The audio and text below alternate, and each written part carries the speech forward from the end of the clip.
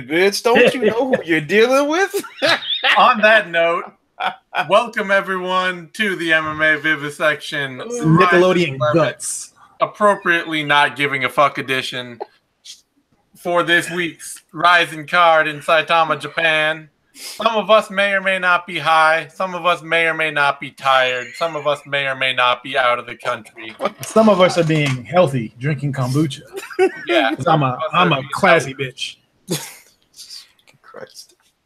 And we're here to talk about this RIZIN 11 card, which, man, it's a fucking weird card. Fucking shit. Yeah.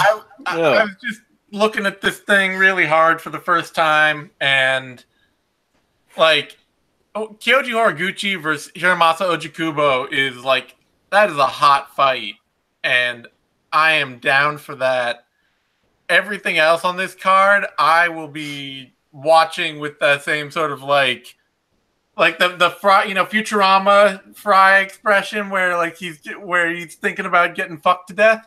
Yeah, death by snoo snoo. Oh Jesus. Yeah, death by snoo snoo. So that is kind of where we are today. Absolutely. Yeah, it's so weird. Like it's the usual showcase fights.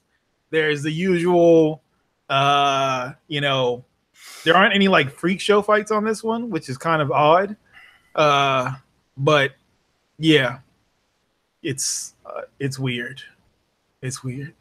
I mean, look, if you want anything, we were talking about this. Anything that has Takanori Gomi versus Melvin Guillard on it and is not taking place in a time machine is a weird fight card. Like or on a moat with barbed wire and shit. Yeah. Right. Like this and this is like in 2008, 2006 to 2008, that fight was the hottest shit on the planet. Oh my god. Yes. And he's still going by the young assassin. Yeah, somebody 35. Yeah, you're the 35 fucking in regular years, but probably about a good 57, 58 in fight years. like, bro, you're the AARP mortgage assessor at this point. You're not the fucking young assassin, man. That's nuts. You got a nickname at 16. It's like it's got to change at some point. How many has Rory gone through? Granted, he gave himself a few, so it's kind of suspect. But hell, even Lil Bow Wow dropped the Lil Bow Wow part. Yeah, which is good because I don't respect any rapper with the little prefix. But back to this card. Yeah, I mean, like, I at least respect the fact that these are legitimate fights and it's not like anything super crazy, but it does seem to lack a lot of that big show luster that we've gotten used to. But then you also kind of got to remember they only really bring that out the bag for super special occasions. So it's not realistic to compare this to like a New Year's card or like one of those fall specials. But hey, man, listen, it's decent action and I really can't complain. It's pretty good. There's enough on this card to be interesting. Like, it's not uninteresting. It's just, like I say, it's a very, like... It's interesting in a really weird circusy kind of way and not in the, like, the greatest show on earth, big circus way where I'm, like... Those early RIZINs where I'm like, oh, this is a circus, but it's, the biggest circus out there. This is now more like that local circus with some really cool shit on it, but also this is like they're now the circus in the parking lot. It's not the Cuban circus where the lion has no teeth and the monkey's got a rash on his butt cheek, but it's at least like the human bodies exhibit or something. It's a little freaky. Yeah. Let's start everything off. An actually really cool fight. Bottom of this card, lightweight bout.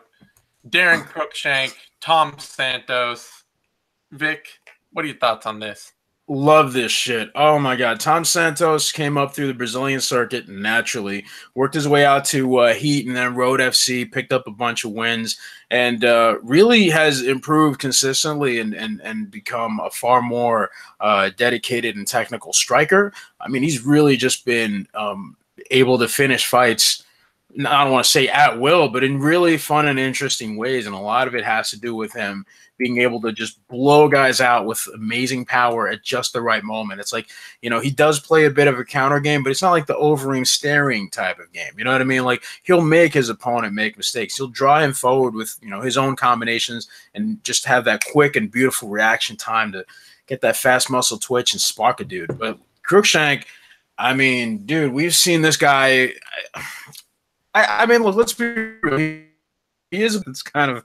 It's probably being a little more fair to him than I should be with that statement, but he's capable of violence, man. He's able to just really knock a dude on his ass. He's able to defend himself pretty well on the ground, but he's going to have a really stiff test here because when you look at a guy who's got a karate base versus someone who's got a Muay Thai base, I'm usually always going to lean towards a guy with the Muay Thai base, and you know, for reasons of like, you know, these are people that are able to attack harder in close quarters and, you know, be able to start working clinches and stuff like that. Cruikshank does have his wrestling in his back pocket, but I think that Santos might be able to pick his leg apart and just really make a difference there and make it ugly for him. So I'm going to go with Santos on this one. For the all right. Yeah. I'm going to go with Cruikshank on this one. Of course, you guys always know I'm not as studied on people's histories and backgrounds as our thick Vic over there. But you are. So if you look at, I'm going to play a little bit of MMA math here, right? So when you look at Tom Santos's record, kind of see a trend. He's really only, like, all the people that he's beaten have been journeymen, you know, people with, you know, like 25, like they'll have 20 fights or 20 wins, 7 KO or 7 losses or 18 and 12. Like somebody that's not, they haven't been terribly great, but they've just been just all right. And anytime he's gone up against anybody that was a little bit higher, so the Hani Torreses and such, lost. So I'm gonna go with I want to say Detroit. What's he called? The Detroit Superstar. Because I always get him mixed up with Kevin Lee's. Motown Phenom is right. Yeah. I was like, y'all, it's too much. Like, y'all gotta differentiate this shit, bro. There's not that many people from fucking Michigan that are in the top levels, dude. I don't know. Right. So, but yeah. So, flashy shit, Crookshank, and he had a sweet mustache last time. So, America. Hey, man, listen, if you can rock a porn stash and still perform, more power to you, man. Yeah. This is going to go, it's not going to go that long. I don't think it's going to go the full, because it's what, the 10-minute round and then a 5?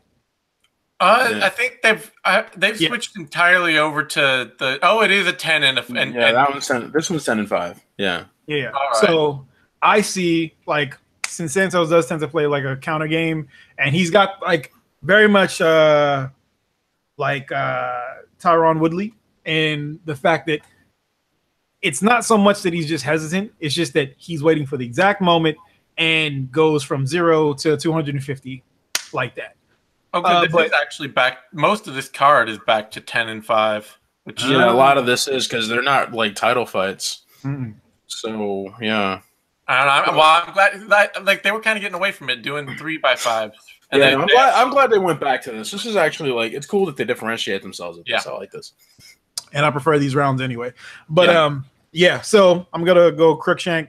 We'll probably pile on enough and catch him with some flashy spinny shit.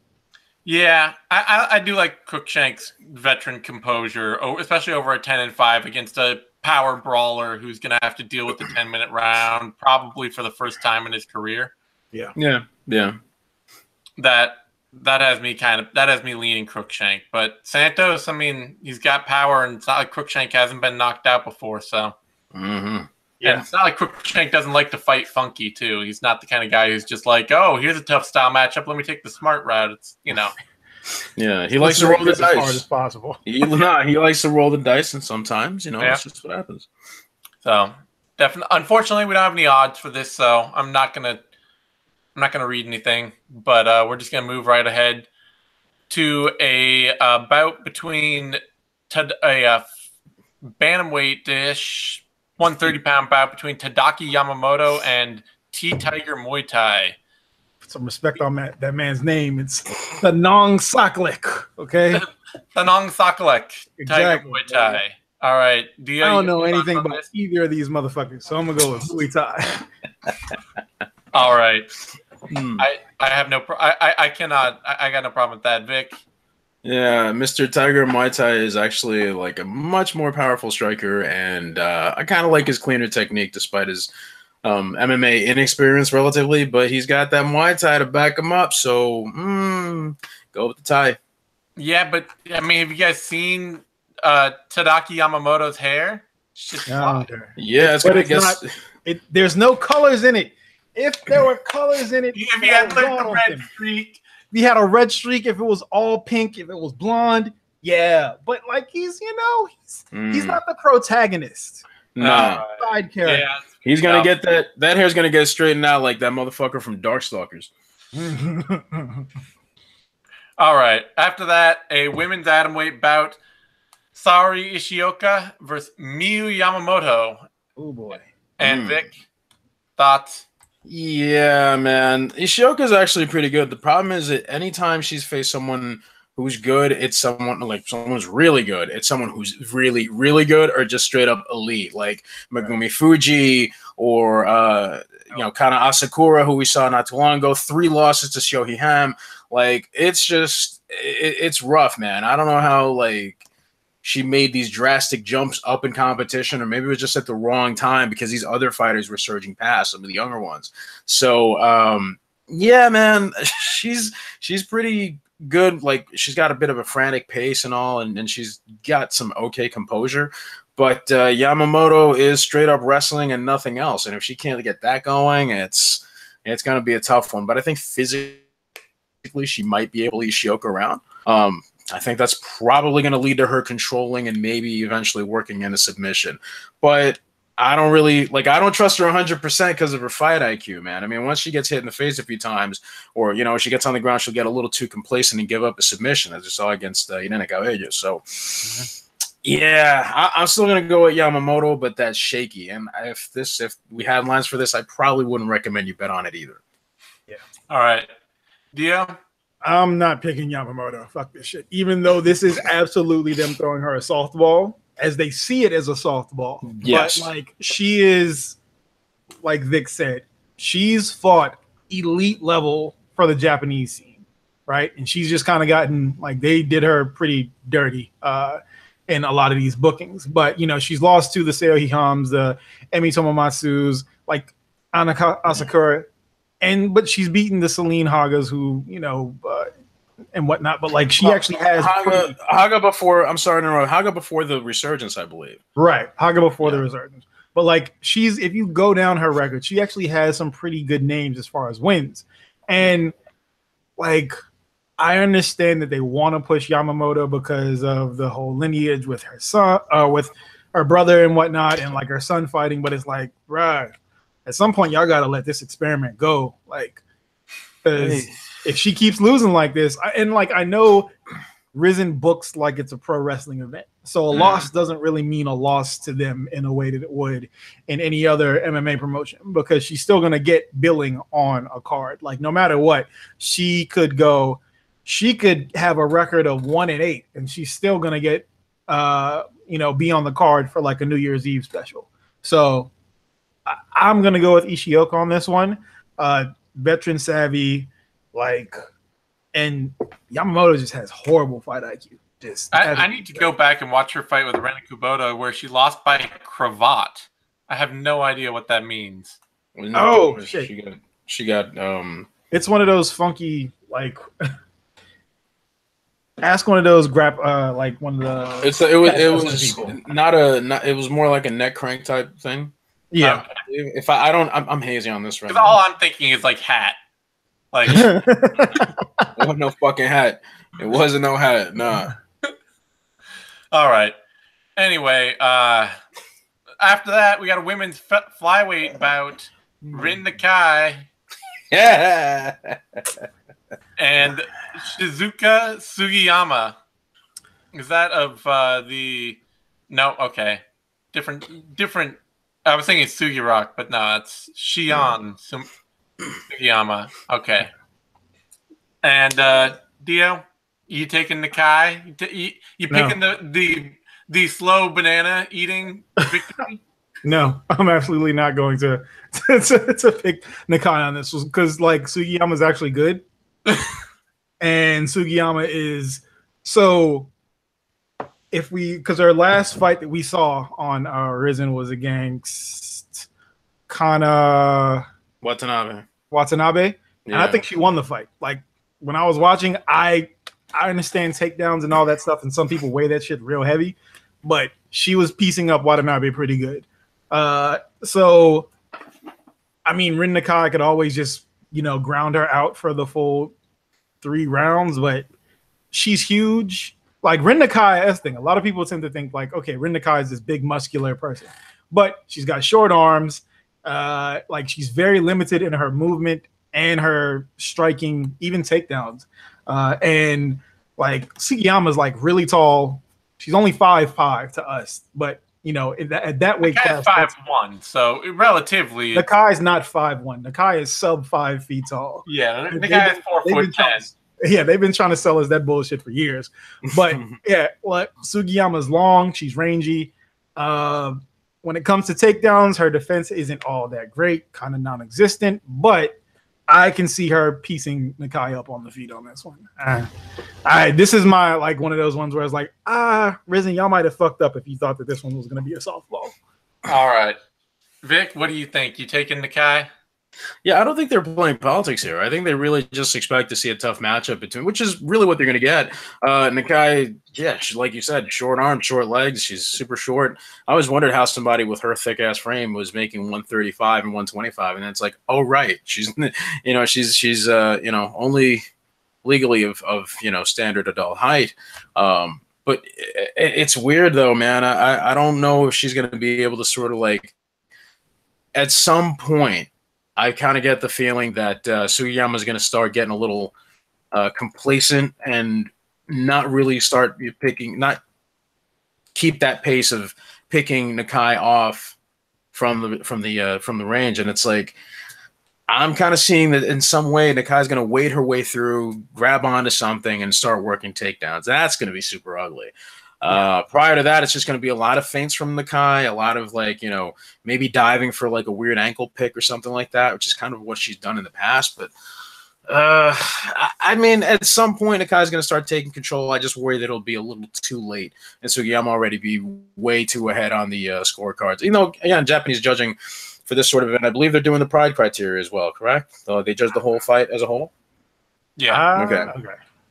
I believe so. Well, if that's what they're doing, I mean, that's the rules that they've classically had all the way through. So unless they've changed that lately, yeah. Well, I mean, like either that or the unified rules. Like I still see Nakai. Like if it's pride judging, Nakai's going to get it because she's going to keep the pace late and, you know, finish up strong and probably do a little more damage by the end. But otherwise, it's a little dicey. But I'm still going to go with Nakai on this one just because of sheer ugliness.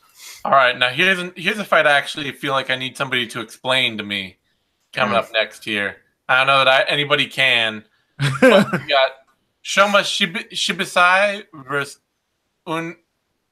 Unurjargal Boldpurev. That can't. It's very Mongolian. That's a real guy. That's a real guy. Yes, he's not one of the secret bosses. Unurjargal Boldpurev.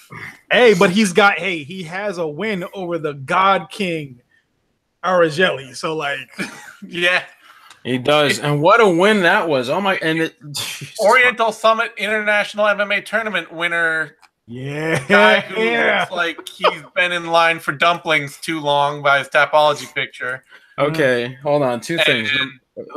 Hang on a second. Number one, the guy was like a high-level judo player for Mongolia. Okay. So he made his way into MMA, and he's doing the full Ken Hasegawa, where he's getting in better shape because when he was doing judo, he's doing the regional heavyweight fat boy thing, where you just slowly fight your way into shape. Yeah, unless you're Marcin Tybura, who just stays like wow, you schnitzel for breakfast again, young lad. Like even Tybura is in way better shape than he used to be. I'll give him credit. This is true. I'll give him some bonus points for that. But yeah, man. I mean, this Mongolian dude. I mean, he's pretty good at taking dudes down and pounding them out. And Shibasai, not as much. So I'm gonna go with weird Mongolian dude. Shibasai has been in the moat though, dude. So, yeah, man, that's awesome. But guess what? Dude is moat tested. Moat tested and moat approved, huh? Yeah. Mm-hmm. That's awesome. Ain't no moat here now. You can't do the virtual fighter ring out shit here. Shibasai's picture looks like one of those dating profile pics. Yo, it is so. You don't look like that. No. You're not fooling anybody. It's like he's got the angles going. They got the lighting. I think they might have airbrushed a little shit out there. Go ahead. Yeah. All right. Yeah. They went for the Kung Lee lighting. Like, hey, make sure you get the good side, all that. Nah. Yeah. All right. Dio, you got any thoughts? I'm going to go with the weird Mongolian dude. Like, yeah. Like, you beat the God King. Like, if you beat the God King, I cannot pick against you. Yeah, you got the magic touch at that point. Fair enough. All right, now we start going from weird I don't know who these people are weird to weird I know who these people are, and God, this is even weirder. Boy, I'll tell you what. All right, a lightweight bout. Satoru Kitaoka versus Diego Brandao. Dio, what do you got for me here? Oh my God. So, like, this is one of those fights where it's going to be awesome, or it is going to be fucking basura, trash, refuse. Like, it is Kitaoka, like, an amazing grappler.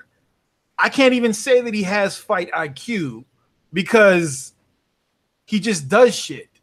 Yeah, his like between when he comes out, like randomly chewing air, and you know when they announce the fighters, he's still chewing air in the corner. Mid-fight, he'll get punched in the face. He'll start chewing air again, and it's like, what is going on here? Is there a brain there? I don't know if there is or not. And Diego Brandao, who like. It's just emotional problems with jiu-jitsu. With jiu-jitsu and ridiculous power.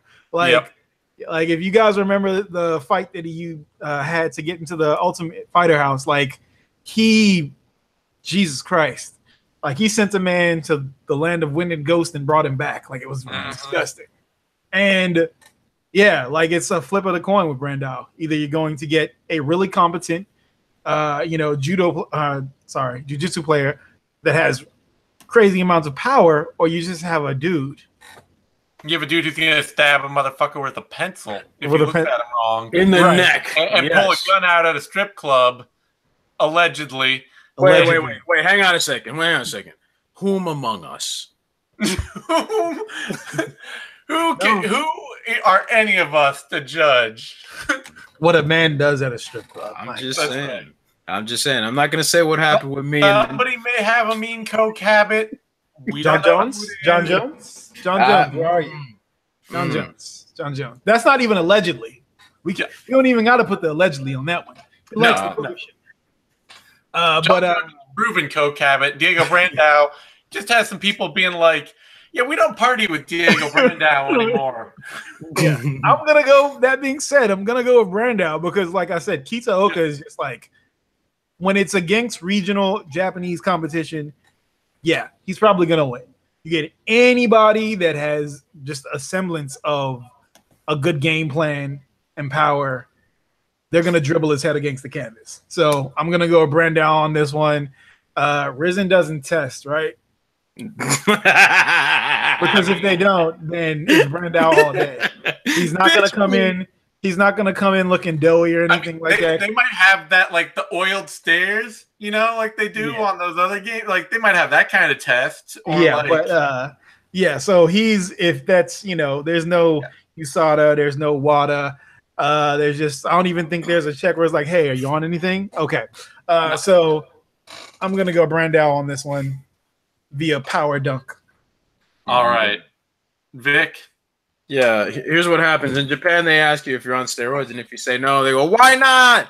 So, this is very true. Look, man, I want to think that Kitaoka is probably going to be, like, clever enough to find some weird trip takedown that Brandao might not have been too familiar with or might have forgotten is a thing that exists, and then he's going to be able to start working from there. But I just think Brandao's way too fast and dangerous. Like, at some point, he's going to catch him on that chin. He's going to find it. And the likelihood of Kitaoka doing that first to him is very low because I don't think he's got the power to do it, number one, and I don't think he's got the timing to do it. And so, for all his faults, Brandao is not defensively as lapsed as he was when he started his career. And not only that, but he's savvy enough to be able to defend submissions and apply some of his own. So I really think this is going to be a case of him stinging Kitaoka somehow, like maybe some kind of a, like an uppercut or something like that. And then as soon as he hits the ground, it's either finishing him off with strikes or trying to collect an arm from top position. Yeah, we got to be a little bit real with this. Brandao got to the UFC through tough in 2011. Yeah.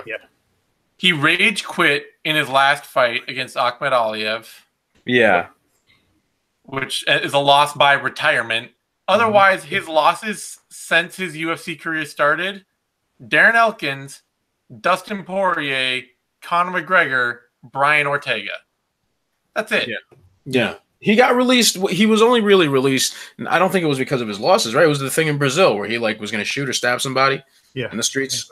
Wasn't it? I think it was conduct related, not so much performance. He had a lot of problems by the time he was getting released. Like he'd been kicked out of Jackson's, and that's right. Yeah, it was around that time. You're right. Yeah.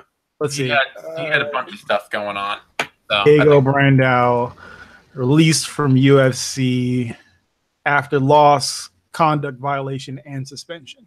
There you go. The trifecta.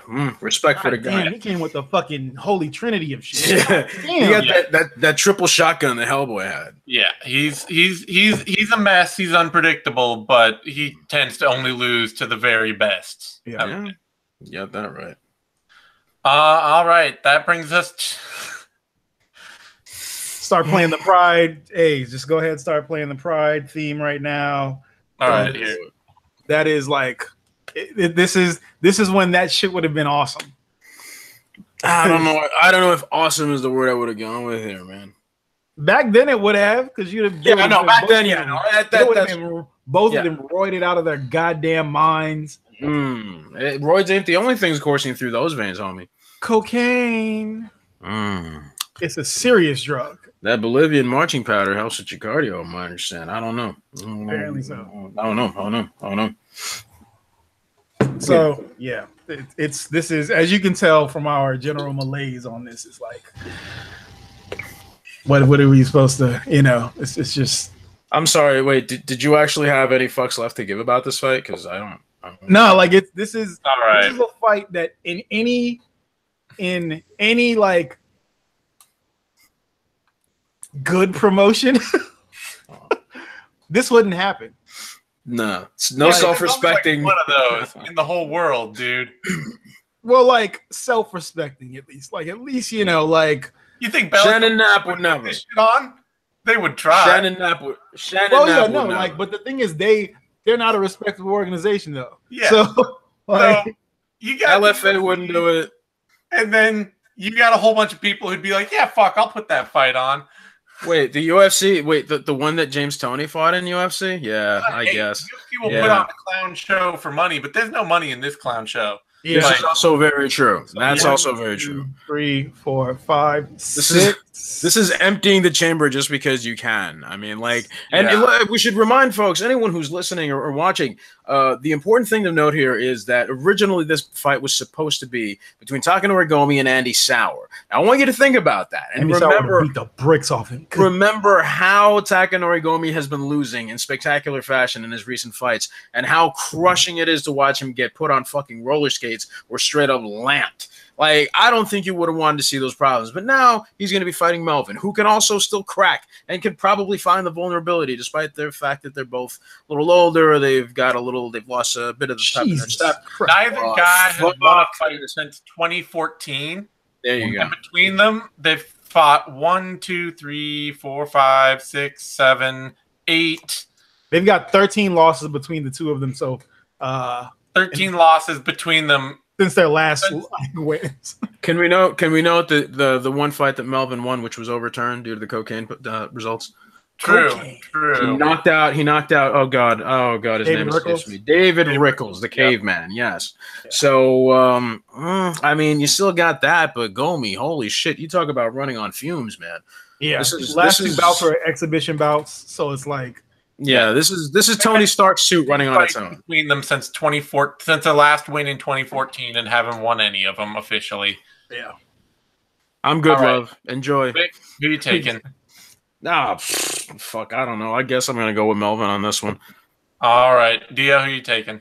Same, sadly. Like Gomi doesn't want to fight, and Melvin needs to fight for money. So yeah, there you have it. That's what it all boils down to. Somebody's hungrier. Yeah. Gomi has not looked like he's actually wanted to fight since the days of Pride. And Giard, he's gotta pay bills and cocaine. Ain't it some shit that Melvin Giard's like just 2 MMA fights? Like I was gonna be like, oh, Melvin though, come on, no. But then you go back and you look, it's like, okay, some dude named Maurice Jackson, whatever. Israel Adesanya, he got fucked up. Yeah, then the dude had to fight Israel fucking Adesanya and Muslim Salikov. Like those are his other like. And well, hey, he lost to Chidi Njokuani too. So like he's lost to some people that can crack, but like when you continuously lose to people that can crack like that, that's a bad look. It's not just that. It's like what has he been looking like when he fights? It's not. Israel Adesanya at 180. His last 2 fights were at 185 pounds. Fuck a lightweight fight. I mean, I kind of got to take Gomi just because Giard might come in 30 pounds heavy, and this fight will get canceled. I don't think they're gonna do that. They ain't canceling this shit. This ain't like they're not gonna do the whole thing where they had Gabby Garcia just 30 seconds short of fucking harakiri in the middle of the ring or whatever. That's not gonna happen here. They'll work something out. They'll work something out because Gomi is a fucking legend. Okay, and why not? If he's still in good health, I mean, I don't see why they wouldn't do it. Yeah, you're probably right. Okay, well, I had hope. Up next, Yuri Prochazka versus what's Bruno? Yeah, Bruno Capoloza. Yeah. And who are you taking? I'm gonna take the guy with the most consonants in his name. So Yuri Prochazka. Are you sure there's more? No, I'll say okay. The one with the most special characters. Bruno Enrique Capoloza definitely has more consonants in his name.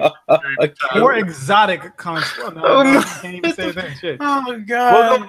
Well, the ones with the special characters, with the accent marks, and the one with the one you need alt codes for. Exactly.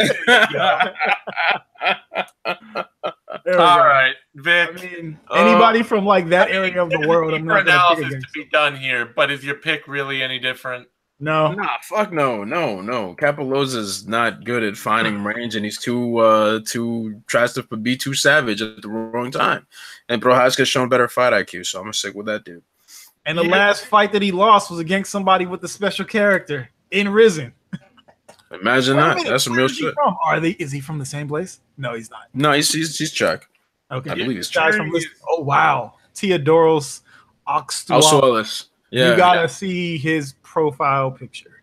My God. Oh yeah. We've seen that. Yeah. That bowl cut is straight out of 1982. That is some great Iron Curtain propaganda, and I expect that's good shit. Yeah, I've been talking about Prochazka as one of the top prospective light heavyweights in the year, all the way since back in 2015 when he really was a prospect. And I mean, dude has pretty much lived up to that hype. Just unfortunately not in the UFC. Not yet. Other than a loss to King Mo, like dude's a powerhouse and an athletic freak. He's never trained at a good enough camp to really actually get technical as he should have. Yeah. But he can jump out the damn building and hit a flying knee and knock you cold. So that's what really matters. That's true. A reverse Kool-Aid man. That's right. That brings us to our co-main event, flyweight bout. The reason that we're all showing up and interested in this whole card at all, really. Kyoji Horiguchi, Hiromasa Ojikubo. Vic, any way you would pick against our man Horiguchi here? Man, this is the most fire fucking fight that I think that RIZIN's put on in terms of like just competitive, from a competitive standpoint. Because Ojikubo, if for those of you who've forgotten, there was that season where they had all flyweight champions You remember that shit? And it was a shame that they let everyone else go except for like 2-3 guys. Yeah. They should have kept everyone because Oji Kubo is so fucking good. I mean, he's dynamic. He knows how to mix up his strikes. He knows how to negate takedowns, and he's super great with his reactions. He's able to, if you drop him with a shot, he's immediately going for your legs. He's immediately trying to scramble to get to your back. He had excellent performances on The Ultimate Fighter and even before that. And but the thing is that Horiguchi just looks so fucking unstoppable right now. He's at the apex level. He's doing amazing work with ATT. I truly think that he's still riding that level of his prime. And I don't know, man. I don't know that he can be touched. At least neither one of these guys is truly fighting at flyweight, so they do have a less of a weight cut to contend with. Hopefully that'll help them have impressive performances, as it's worked for Horiguchi since leaving the UFC. But I just expect this to be a hell of a fight. I mean, this is one of the best sub 135 fights I can think of since that Pancrase main event 2 months ago. This is fucking amazing. So very much worth the price of admission. The 10-minute and 5-minute 2-round. Yeah, if you're gonna have a ring, like that's the only time rule set that really makes sense to me. Like it just seems to even things out. So I'm wondering, is this like just only because it seems that they're only going to do the 3x5 rounds with women's bouts. I believe that's because of I don't. Someone mentioned something about this. It wouldn't surprise me if yeah, because it's only the women's bouts that are 3x5. So. That they were like, instead of going for just 3-minute bouts like we used to do with all women, we'll go 3 5s and then we'll do the men 10 and 5 like that. Yeah. They've always, Japanese MMA has always been trying to find some weird way to be sexist and completely unnecessary reason. Come here, bud. Come here. Come around. Come through. Yeah, you might be right, because all the women on this are 3x5 and all the men are 10x5. That 3x5 is a thing in like the balloons are stuck. Yes, they are. Yeah. Yeah. Thank you for balloons. Anyway, say hi, Bug. Deal. I'm gonna go with Gooch. Like it's just not like, and that's the thing. Oji Kubo is awesome. Like he is probably one of the top flyweights in the world. No two ways about it. But like Horiguchi is just so far ahead of everybody else. If your name is not, Mighty Mouse. Yeah. So like, but it's gonna be hard to say like. Horiguchi gets in and gets out and hits so hard that it's just going to be tough to it's tough to pick against him. Like it's just really tough to pick against him. Yeah, and I mean it's a fight he won too 5 years ago. So yeah, it is. This is a rematch, and they've both gotten really good, but Horiguchi's jump has been tremendous. So Gucci gang. Gucci gang all the way. Right. That brings us to our main event. Rana Kubota, Kana Asakura. And Dio, who are you picking? I'm gonna go with Asakura on this one. Like Rana is Rana. She is not going to change. She's still training in Japan. She's never going to leave Japan to train. So she's going to continue training in the one style here, one style here, one style here, one style here, never really mixing it up outside of actually doing it in the fight. Asakura, like the wrestling is too good. Like, as we saw with the last one, like she caught Rana and she put Rana to fucking sleep. And like I know there is a large fan base of weeabos, as they call them on the interwebs, that are obsessed with Rana Kubota just because she is attractive. That is their waifu. But she can get it in the parlance of our non-weeaboo friends. Right. Yeah, but she's no Akiyama. Let's be real. Yeah. But nobody's an Akiyama. Like, come on now. Yeah.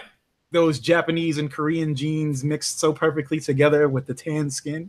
My God. But yeah, no, I'm gonna go with Asakura again. I don't think she's gonna submit Rana, but she's definitely going to be able to control her relatively easily just off the wrestling alone. All right, Vic. You any place to pick a fight? Yeah, man, I'm going to stick with Asakura on this one, man. I mean, Kubota's shown that she's a hell of a striker, but it's for anyone to be able to compete with Asakura on the ground right now, like, you got to be on a very special grappling level. I don't think Kubota's been able to catch up since their last fight. So, yeah, man, I got to say Kana's going to make this she's going to do that pretty grappling. She's going to make it, this tenacious approach type thing, but be able to work methodically, mix in some strikes and then be able to get to better position and then finish this fight as well. Yeah, like Reina can only beat people that she is like far above. That's about it. Like, when she, if somebody is actually going to go out there and strike with her, there's very few women in the world at that weight class that are going to be able to strike with her. So of course she's going to, light them on fire like they did with Andy Nguyen. But like, she's pulled off subs, but she's pulled off subs against other kickboxers. So it's like, it's not really her game. She can do a lot of things, but she can only do one thing at a really high level, and the rest of it's just like, eh. Yeah, unless she's been doing nothing but strictly grappling since their last fight, which she hasn't. Yep. I mean, you're such a deficit here. Yeah, and like I knew that they want Reina to win. Like that's like you have there are certain people that like if you follow like RIZIN's Twitter or like anything on like any of their social media, you can tell who they are trying to promote, who they want to be on top. And Reina's been like the golden girl of like purely sports. You just look at the fact that she got submitted in a round, and they did this fight a year ago, and they're doing it again. Like that's a clear sign that you like. Ah, fuck. Yeah, we gotta have. They gotta have run it more. back. They gotta have. There's more toys that they could bang together that aren't these two. But I guess I don't know. They wanted something maybe big on this card, and it seems like they're both popular in Japan, and we've seen they're able to put on a good fight. But still, I mean, how competitive is it going to be in the end? Yeah, right. I'm just here for I want to be very happy when she beats Reina again, and all of the weird basement dwellers get so upset.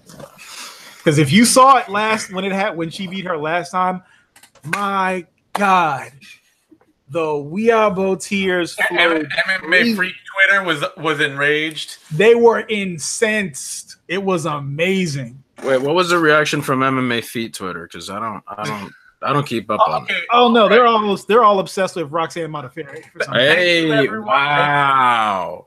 Thank you everyone for tuning in. You can find me on Twitter at Simon. You can find Dio on Twitter at I'm Joseph DEO. You can find Vic on Vic M. Rodriguez. You can find Vic and I over on Bloody Elbow Day to Day.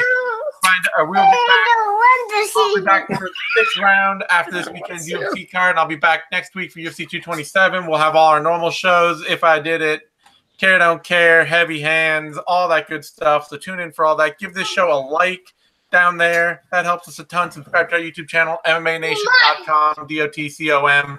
You get all the latest Bloody Elbow shows, videos, analysis, interviews, all that stuff we do. So thanks everyone for tuning in, and we will see you next time.